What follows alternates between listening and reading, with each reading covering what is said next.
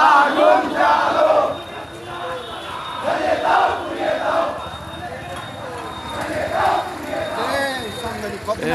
ঠিক বাংলাদেশের যুবদল বগুড়া জেলা শাখার পক্ষ থেকে বিপ্লবী শুভেচ্ছা অভিনন্দন। আসসালামু আলাইকুম।